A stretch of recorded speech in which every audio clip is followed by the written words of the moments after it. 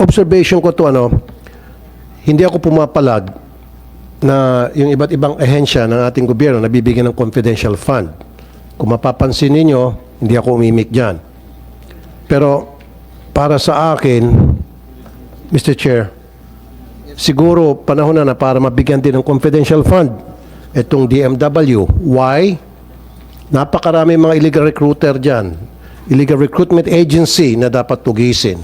Napakarami dyan mga scammer na ang binibictimize ay mga OFWs. Love scam, piniperahan, kinikikilan, kaya karamihan sa mga OFWs, pagbalik dito, wala ng pera, ubos ng pera dahil niloloko ng mga scammer. Inuubos yung kanilang mga pera. So, we need intel information. DMW need intel information para tugisin ng mga ito. Tugisin ng mga illegal recruiter, illegal recruitment agencies. Tugisin ito mga scammers na ito. So, that's why I believe magkaroon sila ng confidential funds. Kung yung ulitin ko, yung other government agencies na bibigyan ng intelligence fund, confidential funds, wala akong problema doon. Why not DMW? Diba, Mr. Chair? Mas kailangan nila ang confidential fund. Siguro magsimula tayo ng maliit na amount. I don't know, 25 million? 50 million? Iba nga dyan, daan-daan milyon. Hindi ako kumikibo. Kailangan siguro para maging patas tayo sa lahat, bigyan din natin itong DMW. Not because committee chair ako ng DMW, just because nakita ko yung need, Mr. Chair. But I agree that a lot of people are really taking advantage. Marami talaga nagsasamantala. Kaway OFW, Senator Tulfo, bago pa lang umalis dito, binukula na. No, namin ang naloloko talaga. No? Yes, Mr. Chair. So kailangan nila yung mga information para tugisin yung mga manloloko, niloloko, pinagsasamantalahan itong mga OFWs natin. Mr. Chair, with the indulgence, With the indulgence of Senator Tulfo, Senator Tolentino. may we know the direction of the committee? Bibigyan ba ng intelligence fund? Wala akong ano doon, gusto ko lang malaman yung direction. Confidential fund kasi Senator Tolentino, yung intelligence kasi sa military yun. So civilian is fund, confidential. Ang direksyon ko talaga, ipaglalaban ko na mabigyan silang confidential fund dahil with my more than 20 years experience, nakita ko kung paano napagsasamantala yung ating mga OFW like what our chairman here sa committee sa finance, si Senator JV said, pag papaalis pa lang niloloko na sila. Nandyan yung mga scammer na mga illegal recruiter. Tapos pagdating nila doon sa abroad, meron pa nang scam sa kanila, kikikilan sila or lulukuhin sila, peperahan sila sa pamamagitan ng social media. And then pagbalik nila dito, nandyan na naman yung mga manluloko sa kanila dahil alam na may mga dalang pera. Kung nakalusot mo sila doon, pagdating doon sa abroad, pagbalik nila, lulukuhin sila. So, lumalaki ito mga scammer because they know maraming pera yung mga OFWs.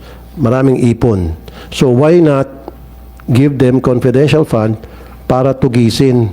In fact, nabanggit nga ni OIC Secretary Kakdak kanina na meron silang ginagawang surveillance para sa mga illegal recruitment agency.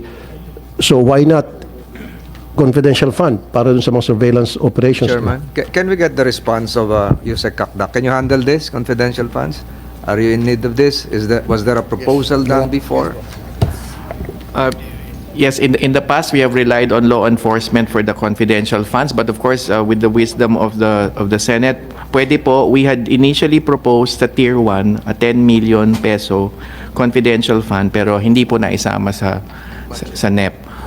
But of course we will be at the subject to the wisdom to the. So wala po kayo Jessica Hans, wala kayong sa NEP, hindi nakasama. Sa OWA meron Nakita ko meron confidential extraordinary expenses. So, just for the record, wala kayo sa Wala po sir sa DMW. Mr. Chairman, sa OWA meron ba? Wala. Can we get that confirmation? Wala po kaming confidential Just to clarify, funds. okay. Ano lang po Okay. yan, para extraordinary funds for mas malawak lang na pagkagat. Pero wala po kaming confidential funds. So wala, no? On the same topic, Mr. Chairman, just to educate me, si kayo is OIC Kaktak, do you have law enforcement function? DMW. Sa ngayon po, ang aming Operations and Surveillance Division has the capacity to shut down or close illegal recruiters. But it goes so far as that. Hindi po kami nagko-conduct ng arrests. Hindi po kami armado. At hindi rin kami nagre-rely din kami siyempre sa prosecutorial service para mag-prosecute. And you shut them down by doing what? We have investigative activities, surveillance activities, of course, covert. And then, nag-i-issue po ng closure order ang secretary namin. And then, of course, again, confidential lang pag-issue. And then, we implement the closure order accordingly. Yeah, closure order, yung sabihin nun, physically, you put Yes. something sa Yes po. premises nila that Yes po. they cannot enter, ganun. So, Yes po, we shut it ginagawa down. ninyo. Okay, so you're conducting surveillance, etc. To what item do you charge the expenses there, related there? Sir, if with your permission, can I ask Yusek Olalia to respond to the Yes, Yusek Olalia, please. Good morning po. Meron po kaming opisina ng dating Anti-Illegal Recruitment Branch na ngayon po ay tinatawag po naming Migrant Workers Protection Bureau.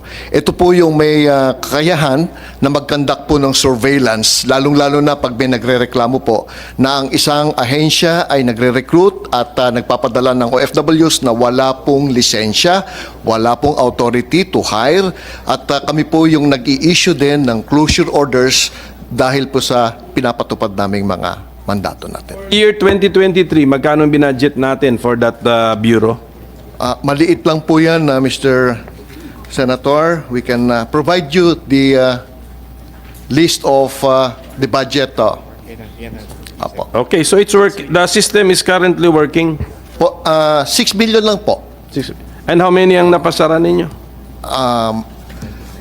For this year po, makaapat po kami ng pinasara, pero marami po kaming Dapat. tinake down na post, kasama po yon sa aming Mas mandato. effective sana kayo kung mas malaking budget ng bureau na yon. Tama po But it kayo. can be done by giving the bureau the budget. Opo. Tama? Hindi, tama Opo. ba? Tama po, sir. Tama po. Yung sinabi yung binabanggit ninyo lahat na gusto niyo gawin can be done by giving the bureau more budget. Tama? Tama po, sir. Sige, thank you, Mr. Chair. Thank you, Senator Coco. Kahit Sen. Rafi, yes, Senator Todino, then Sen. Rafi. From OWA, with the indulgence of Senator Tulfo, tama po si Senator JV na meron confidential intelligence extraordinary expenses ang OWA. Is this correct? Kasi nakalagay dito sa this page 6 from the notes that I have. Akin na. Tama yan? Tama ba Ano yan? po ito? Account title lang po ito. Ang tawag po namin dito, Extraordinary and Miscellaneous Expenses. Ito pong 5,328,000 ay ginagamit lamang po para sa aming kabuuan ng mga opisina, pagkain, yung mga ganyan lang po yan. Pero wala po... You should amend the nomenclature of this. Yung entry kasi po, dapat mabago siguro. Hindi naman siya confidential. Ang nakatitle po kasi Extraordinary and Miscellaneous No, Expenses. confidential intelligence extraordinary expenses. For common purposes, baka matag kayo rito. It has to be changed. Opo. No? Yes, this has to be- Baguhin nyo, Yeah. siguro. Oo, yung eme na tinatawag. Okay. Bago. Yes, Senator Tulfo. Kasi sa experience ko, Mr. Chair, nandyan din yung mga recruitment agency na meron silang tinatawag na accommodation bago ma-deploy yung mga OFWs at ginagawang para mga sardinas yung mga OFWs, hindi pinapakain, kinukulong. So, kung meron silang confidential fund, doon sana nila i-boost din yung mga information tungkol sa mga agency na yon na may mga accommodation na balasubas, tugis na at pasara. So, you really need that. I agree with you, Senator Tulfo, kasi kailangan nila ng magbayad ng assets para mabigay ng information regarding these activities of illegal recruiters. Tama. On the other hand, OIC Kakdak, medyo maglinis-linis din kayo dyan sa DMW. Meron akong mga source nagsabi sa akin na may mga tao kayo dyan na may sympathy sa mga recruitment agency. Dapat wala kayong mga tauhan na dating nagmamay-ari o kaibigan, I'm not referring to you ha, na mga recruitment agency, dapat pro-OFW kayo. Lahat. Entirely. May nababalitaan kasi ako dati, Mr. Chair, na dati may-ari ng yung mga tauhan nyo, present. Linisin nyo yan to the confidential fund, alisin nyo yun. Dapat mag-resign yun. Kasi baka ma-influensya nila yung decision ninyo dahil maglalabi yung mga recruitment agency. Siyempre, yung mga recruitment agency, may mga pera yon para maglabi. Then, baka masira yung discard ninyo mga decision nyo. So, alisin yung mga may connection sa mga recruitment agency, puro pro-OFW lang dapat. And adding to that, pakisabi doon sa mga tao mo, wag na mag-rally sa Senate kasi mag-rally doon sila sa Senate para i-push ka raw. Doon na lang sila mag-rally sa Luneta, wag na sa Senate. We know what we're doing. Lalo na ako, bilang chairman ako ng migrant workers, nobody can influence me. Magtumba baliskat pa sila dyan, magtumbling-tumbling pa sila dyan. Hindi ako makikialam kasi I leave it up to the President. So you tell those people na mag-rally behind you, wag nang pumunta sa Senado. Okay? Although karapatan nila mag-rally, pero kahit na anong rally nila, kami mga senador, hindi kayo ma-impluensya. Mr. Mag-rally yung mga para siyang i-appoint na susunod ng secretary. Mr. Chair? Wala tayong pakialam. Kaya ang sinasabi ko, sandali, let me finish. Kaya ang sinasabi ko, gusto ko maging clear na kami mga senador dito, independent-minded kami lahat. Wala makapag-impluensya sa amin. Kaya sayang lang na mag-rally sila dito para ipaglabang ka maging secretary, sayang lang oras nila. Siguro kung gusto nila, doon sa Malacanang, mag-rally sila, pwede yun. Sa office ni ES, mag-rally sila. Wag dito sa Senado. Sayang lang yung oras. Kasi, like I said, each and every one of us ay independent-minded at hindi kami pwede ma-impluensyahan. You get that, right? Yes, Mr. Chair.